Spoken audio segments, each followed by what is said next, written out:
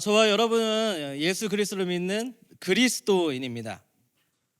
그런데 이 땅에서 그리스도인으로 산다는 게 쉽지가 않습니다. 우리가 교회 밖 세상 가운데로 나아가면 신앙으로 인한 충돌을 경험할 때가 정말 많이 있는 것 같습니다.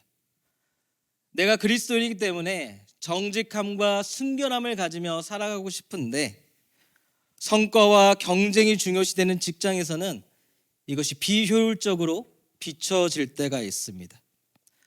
성경의 말씀에 따라서 기독교적 세계관을 가지고 살아가고 싶지만 우리가 학교에서 배우는 세상의 지식과 가치관은 그와 정반대의 것들을 이야기할 때가 많습니다.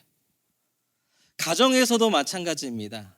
가정에서도 종종 우리는 신앙으로 인한 어려움을 경험할 때가 있습니다. 그러다 보니까 한 가지 이런 질문 앞에 우리가 서게 되는 것을 봅니다. 과연 변치 않는 믿음을 가지고 이 세상을 살아갈 수 있을까? 정말 말씀대로 살아가는 것이 가능한 일인가? 이런 질문을 하게 되어지는 겁니다. 오늘 우리가 읽은 이 다니엘서, 이 함께 살펴본 이 다니엘서의 말씀 속에 나오는 다니엘 역시 이런 고민을 깊게 경험한 사람입니다. 이미 여러분들 가운데는 이 다니엘서 1장의 말씀을 많이 들어왔던 분도 계시고 너무나도 잘 알고 있는 분들도 계실 겁니다. 그는 어린 나이에 바벨론의 포로로 끌려갔습니다. 한때는 하나님이 허락하셨던 그 땅 가운데에서 믿음을 지키며 살아가고 있던 사람이었지만 이제는 더 이상 익숙한 환경 안에서 그 신앙을 지키며 살아가기가 힘들어졌습니다. 이방 나라의 왕과 신을 섬겨야만 하고 바벨론의 문화와 가치관을 배우며 따라 살아가야만 합니다. 믿음의 부모로부터 받았던 그 이름 역시 빼앗기고 강제 계명을 당하였고 그 먹어야 하는 음식 역시 율법에 어긋난 왕의 음식만을 먹어야 하는 상황입니다. 그 누가 보더라도 이제 다니엘은 이 바벨론 땅 가운데에서 그의 믿음을 타협하며 살아갈 수밖에는 없는 처지입니다. 그런데 놀랍게도 성경은 그가 그 모든 현실 속에서도 그의 믿음을 저버리지 않았다 말합니다. 오히려 이런 힘든 상황 가운데서 하나님을 향한 믿음을 지키면서 바벨론 왕들에게 인정을 받고 또 나라가 바뀌어지는 상황 가운데서도 하나님이 높여주시는 삶을 살게 되었다 기록하고 있습니다. 포로로 시작되었지만 결국 바벨론과 페르시아를 거쳐서 그 땅 가운데 중요한 인물로 세워지게 되어지는 거죠. 그런데 과연 어떻게 이런 일들이 가능했을까요? 그리고 우리 역시 어떻게 해야 다니엘과 같이 우리가 마주하고 있는 이 현실의 벽을 뛰어넘어서 우리의 믿음을 지키며 이 세상을 살아갈 수 있을까요? 오늘 말씀을 통해서 여러분 함께 고민해 보기를 원합니다. 우리 첫 번째 대지를 한번 같이 읽어보기를 원합니다. 함께 읽겠습니다. 시작. 변화의 물결 속에서도 믿음의 뿌리를 내리라. 우리는 21세기를 살아가고 있습니다. 이 21세기에 대해서 사람들은 많은 이야기를 하는데 한결같이 똑같이 말하는 것은 급격한 변화를 이루고 있다라는 것입니다. 예측 불가능한 폭발적인 변화를 이루고 있는 겁니다. 그러다 보니까 사는 게 사는 것이 아니라 뭐라고 이야기하느냐? 생존하다라고 이야기할 때가 많습니다. 그만큼 치열한 겁니다. 그러다 보니까 믿음을 가지고 이 세상을 산다는 게 쉽지가 않습니다. 뒤처지지 않기 위해서, 살아남기 위해서 우리는 부단히 애쓰고 노력하며 시간을 보내야만 합니다. 일해야 되죠. 공부해야 되죠. 자기 개발도 해야 됩니다. 더 나아가서 연애도 해야 되고요. 결혼도 해야 하지 않습니까, 여러분? 너무나도 치열하고 바쁜 시간을 보내고 있습니다. 교회에 와서 예배하고 봉사하고 목장 모임 한다는 거, 여러분 옆 사람의 표정을 한번 보십시오. 지금 여러분 행복한 표정이 있습니까? 아까 뒤에서 찬양하는 모습을 보는데 우리 드럼 치는 형제님 빼고는 표정이 다 좋지 않습니다. 칭찬하는 겁니다. 칭찬하는 거예요. 네. 오해하시면 안 됩니다. 이 시간에 여러분 예배한다는 게 쉬운 일이 아닙니다. 해야 할 일은 산더미 같고 너무나도 피곤하지 않습니까? 그러다 보니까 어떤 일이 생겨나냐면 점점 더 교회를 떠나게 되고 우리의 믿음을 저버리는 경우가 생깁니다. 다니엘도 마찬가지입니다. 여러분 2절에서 5절의 말씀을 보면 뭐라고 이야기하고 있나? 한번 제가 읽어드리도록 하겠습니다. 주께서 유다 왕 여호야김과 하나님의 전거를 얼마를 그의 손에 넘기심에 그가 그것을 가지고 신할 땅 자기 신들의 신전에 가져다가 그 신들의 보물 창고에 두었더라. 지금 나라가 멸망했다 말하고 있습니다. 왕의 환관자 아스브나스에게 말하여 이스라엘 자손 중에서 왕족과 귀족 몇 사람 곧 흠이 없고 용모가 아름다우며 모든 지혜를 통찰하며 지식에 통달하며 학문에 익숙하여 왕궁에 설 만한 소년을 데려오게 하였고 그들에게 갈대아 사람의 학문과 언어를 가르치게 하였고 또 왕이 지정하여 그들에게 왕의 음식과 그가 마시는 포도주에서 날마다 쓸 것을 주어 3년을 기르게 하였으니 그 후에 그들은 왕 앞에 서게 될 것이라.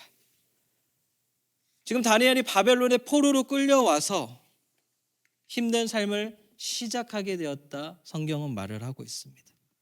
그 역시 갑작스러운 변화를 맞이한 거죠. 하루아침에 모든 것을 잃어버렸습니다. 사랑 받던 아들에서 포로가 되어버렸습니다. 더 이상 예루살렘도 하나님의 말씀을 가르쳐줄 믿음의 공동체도 존재하지 않습니다. 완전히 변화된 새로운 환경 가운데서 듣도 보지 못한 바벨론의 가치관과 문화 속에 동화될 것을 그는 강요받으며 살아가게 되었습니다. 그에게 있어서 무엇이 중요하겠습니까? 앞서 우리의 삶처럼 생존하는 것이 중요한 상황입니다. 게다가 그들에게 주어진 이 3년의 시간 동안 그 누구보다도 더 학문과 언어 가운데에 탁월함을 갖추어야만 합니다. 바벨론 왕을 섬기는 일에 있어서 부족함이 없어야만 하는 거예요. 왜냐하면 3년의 시간이 지난 다음에 어떤 일이 발생할지 아무도 모르기 때문입니다. 왕을 섬길 수도 있고요. 왕궁에서 쫓겨나 더 비참한 삶을 살아갈 수도 있는 상황입니다. 불확실한 미래 앞에서 과연 다니엘이 무엇을 선택할 수 있겠습니까? 여러분이 다니엘의 입장이라면 어떠한 선택을 하시겠습니까? 저라면 현실에 순응하고 시키는 대로 열심히 배우는 삶을 선택했을 것 같습니다. 그게 정답이라 여겼을 것 같습니다. 그런데 이것은 표면적으로 볼 때에 포로들에게 있어서 매우 특별한 기회를 제공한 것처럼 보였지만 그 실상을 들여다보면 바벨론의 문화를 철저히 받아들이면서 새로운 가치관을 익히게 하기 위한 세상적 가치관 가운데 당하도록 하기 위한 전략이었음을 우리는 깨닫게 되어집니다. 게다가 7절 말씀을 보면 다니엘은 강제로 계명을 당합니다.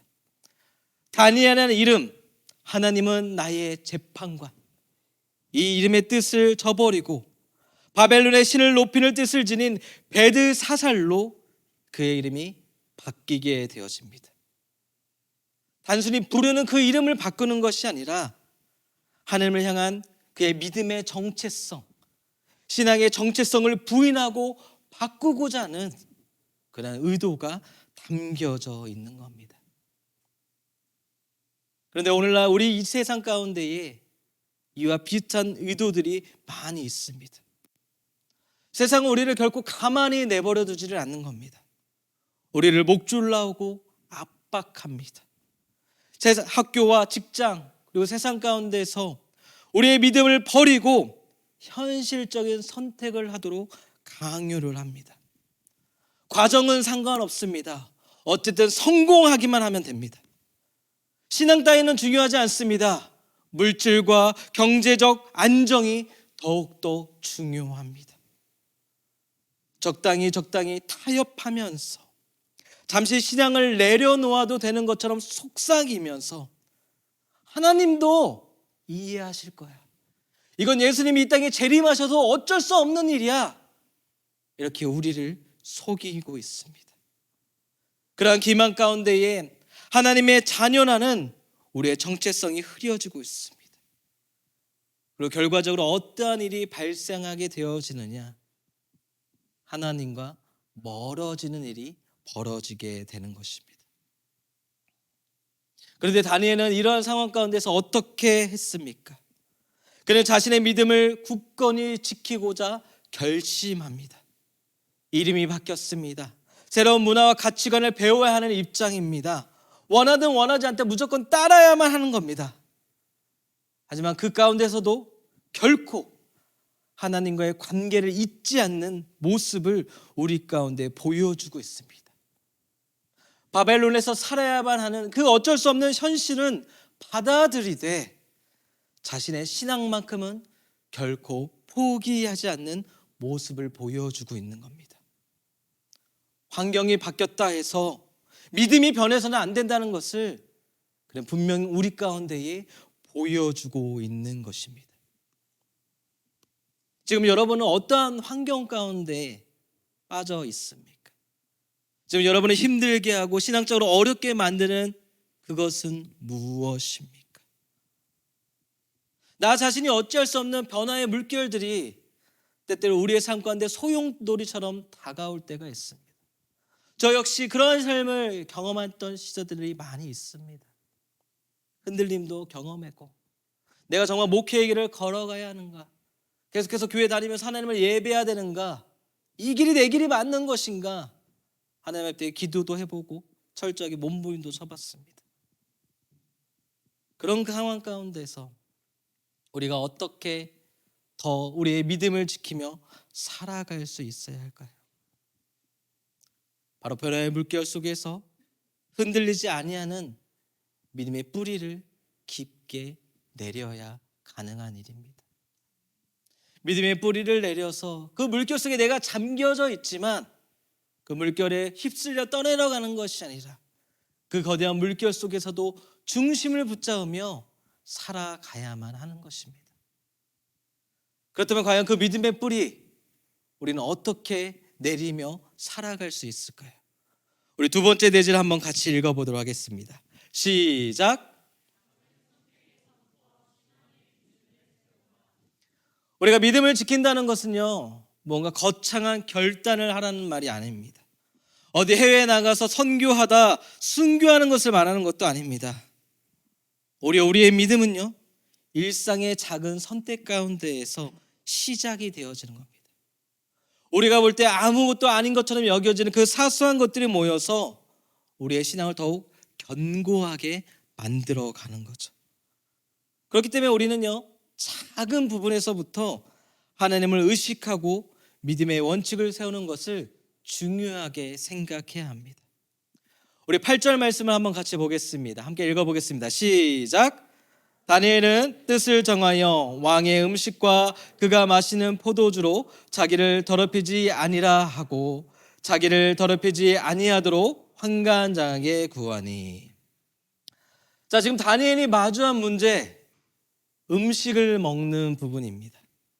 왕이 제공하는 음식과 포도주를 먹을 건가 말 것인가?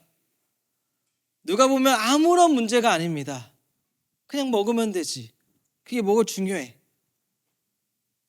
신앙을 지키는 것과 별개로 보여질 수 있습니다. 그리고 어떤 사람은 배부른 소리 한다 할지 모릅니다. 포로 주제에 왕이 주는 음식을 감사하며 먹어야지 먹을지 말지 고민을 한다고? 이해가 안 되는 부분도 있습니다.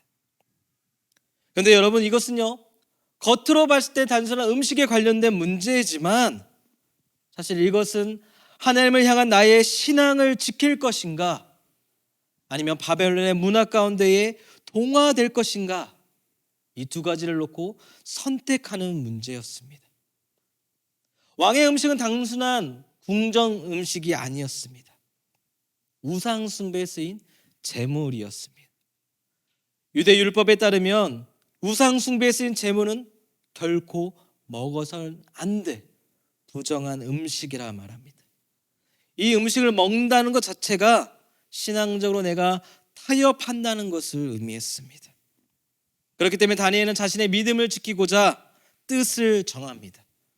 왕이 내줘준 이 음식을 먹지 않겠노라. 우리도 살다 보면 이런 선택의 순간에 놓을 때가 있죠. 그리고 어떤 선택은 전혀 믿음과 상관없어 보일 때가 있습니다. 그러나 우리가 작은 부분에서부터 우리의 신앙적 기준을 올바르게 세워나가지 않는다라면 결과적으로 더 큰 유혹과 타협의 길로 나아갈 수밖에 없게 되는 겁니다. 우리가 가볍게 생각하고 있는 신앙적 양보들이 쌓이고 쌓여서 결국 우리의 믿음을 점차 무뎌지게 만들고 흐려지게 만들어가는 것입니다. 한 번, 두 번 괜찮다고 여겼던 부분들이 이제는 더 이상 안 괜찮게 더 큰 문제로 우리의 삶 가운데 다가오게 되는 거죠. 한 가지 예를 들면 이런 겁니다. 우리 교회가 큐티와 훈련을 강조하고 있습니다. 오늘 대예배 들으신 분들 담임 목사님 훈련 강조하는 거 들으셨죠? 우리 청년부에서도 훈련 열심히 하고 있지 않습니까? 근데 여러분, 큐티와 훈련 쉽습니까? 저도 어린 시절부터 지금 40년 넘게 신앙생활을 해왔지만 큐티가 쉽지 않습니다. 아침에 일어나기 바쁘죠. 공부하고 일하기 하루 종일 치여 살죠. 저녁에 오면 피곤에 쩔어서 자기 바쁘죠. 성경책을 펴고 말씀에 집중하며 묵상한다는 게 쉬운 일이 아닙니다. 우리가 그리스도인이기 때문에 말씀과 가까이 살아야 한다는 것을 알고 있습니다. 그런데 이런저런 이유 안에서 어려움을 경험합니다. 그런데 여러분, 우리 솔직히 이야기해 봅시다.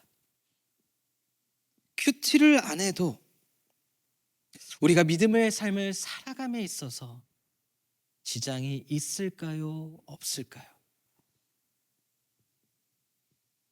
훈련도 마찬가지입니다. 훈련 중요한 거 너무나도 잘 알고 있습니다. 근데 여러분, 훈련을 받지 않아도 내가 신앙의 삶을 살아감에 있어서 지장이 있을까요? 없을까요? 지장이 없는 것처럼 보일 때가 많이 있습니다. 그래서 중요함은 알지만 큐티와 훈련의 필요성에 대해서 우리는 그렇게 느끼며 살아가지 못하고 있습니다. 왜냐? 그래도 이 주일 오후 2시에 여기 와서 예배하면서 우리는 하나님을 섬기고 있지 않습니까? 내 믿음의 본분은 다 하고 있다, 그렇게 생각하고 있지 않습니까? 그런데 사실 우리가 신앙생활함에 있어서 이 CQT와 훈련, 이 두 가지는요 굉장히 중요한 부분입니다. 안 해도 괜찮게 여길 수 있는 부분이지만 사실상 우리가 신앙적 성장을 이루고 믿음의 뿌리를 내림에 있어서는요 이 두 가지만큼 중요한 역할을 하는 것이 없습니다. 솔직히 지금 당장 훈련은 어렵다고 치더라도 사실 큐티가 여러분에게 있어서 큰 시간을 요구하거나 뭔가 엄청난 결단을 요구하는 일이 아니지 않습니까? 아침에 일어나서 자기 전에 5분에서 10분 정도, 여러분이 점심 먹고 커피 한 잔 먹는 그 짧은 시간 동안 충분히 하나님 앞에 드릴 수 있는 시간들입니다. 우리가 작은 부분에서부터 신앙의 기준을 세우고 그 일을 지켜 나아가기로 결단한다면요, 우리 하나님은 그 선택을 기쁘게 보시고 이를 행하며 나아가 힘을 주실 수 있는 능력의 하나님이십니다. 여러분, 다니엘이 왕의 음식을 거부하는 결단을 가지고 나아갈 때에 그에게 어떤 일이 일어났던가 한번 주목해 보시기 바랍니다.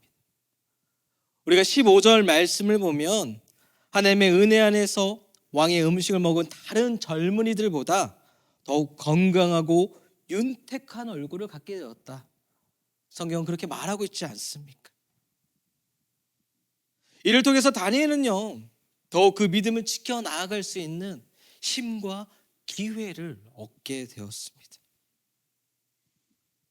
이러한 모습들을 본다라면 신앙은 무언가 특별한 순간으로 이루어지는 게 아니라는 것을 우리는 깨닫게 되어집니다.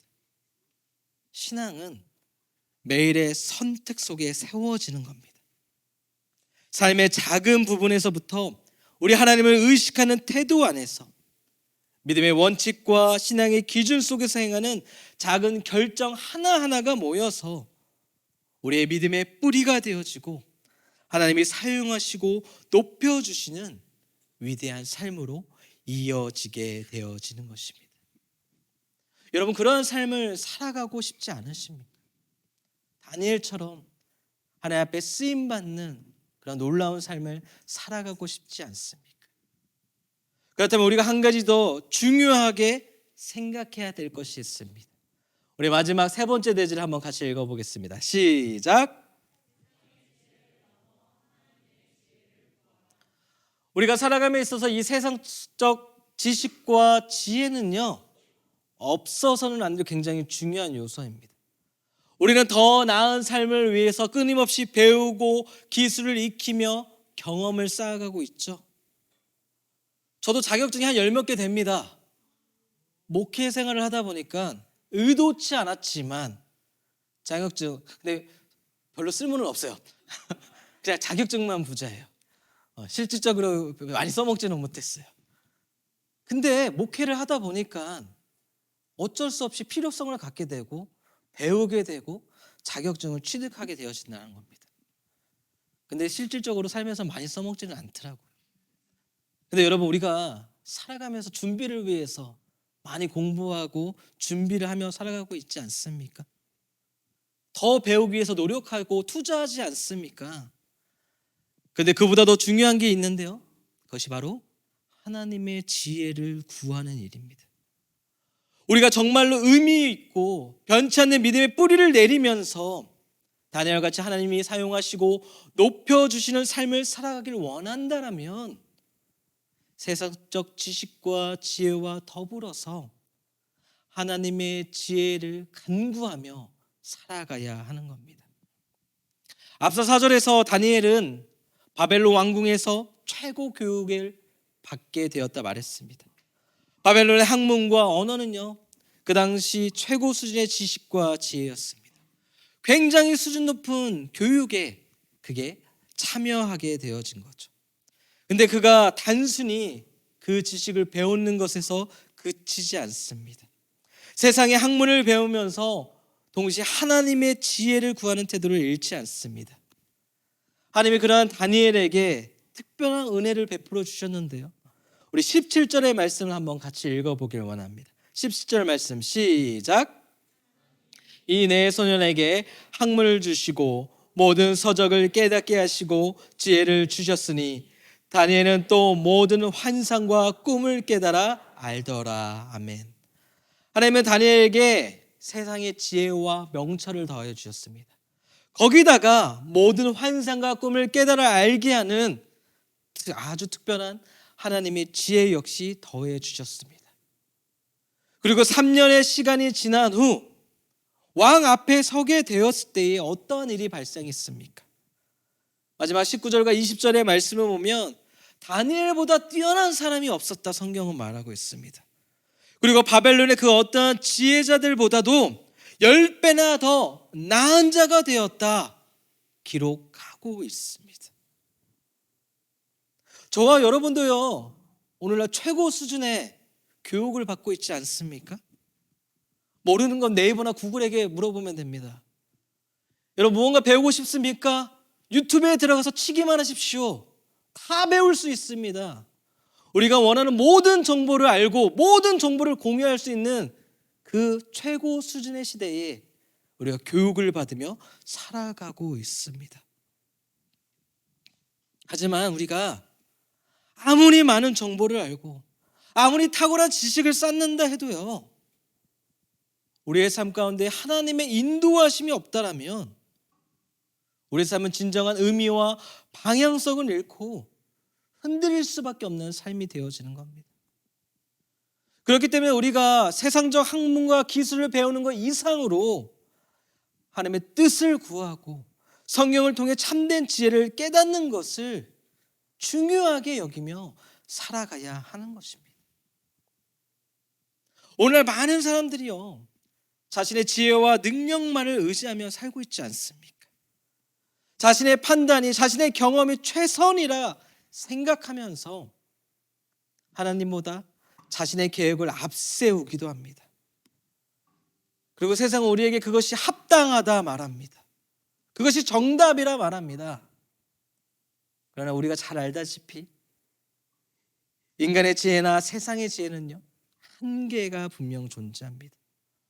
언제든 환경의 변화와 세상의 흐름 앞에, 새로운 것 앞에 흔들릴 수밖에는 없습니다. 그러나 하나님의 지혜는 환경을 넘어서 이 변화의 물결 가운데에서도 변치 않는 진리로서 우리를 붙잡아주는 기준이 되어집니다. 바라기는 다니엘처럼 하나님의 지혜를 소유하기를 간구하는 여러분 되시길 바랍니다. 그 지혜 앞에 여러분의 삶의 기준을 세우시기를 바랍니다. 어찌 보면 그것이 지금 당장은 아무런 영향이 없는 것처럼 보일지라도 우리가 세상의 길을 걸어가면서 하나님의 지혜를 간구하고 그것들을 통해 믿음의 뿌리를 내리며 성장해 나아갈 때에 하나님 분명 우리를 다니엘처럼 높여주시고 세워주실 것입니다. 그리고 무엇보다도 우리의 삶을 지켜주시며 우리와 함께 하실 것입니다. 바라기는 그러한 믿음을 가지고 주님 앞에 나아갈 수 있는 저와 여러분 되어지길 원합니다. 참으로 힘든 시기, 힘든 세대를 살아가고 있지만 하나님이 여러분과 함께 하고 계시다는 사실을 오늘 항상 기억하시기 바랍니다. 그리고 지금 당장 내 삶을 흔드는 그 어려움의 문제가 있지만 그것을 뛰어넘어 일하고 계시며 나를 붙들어 주시는 하나님을 바라보면서 정말 세상 가운데 그리스도인으로서 그리스도인답게 살아갈 수 있는 우리 모두가 되기를 예수님의 이름으로 축복합니다.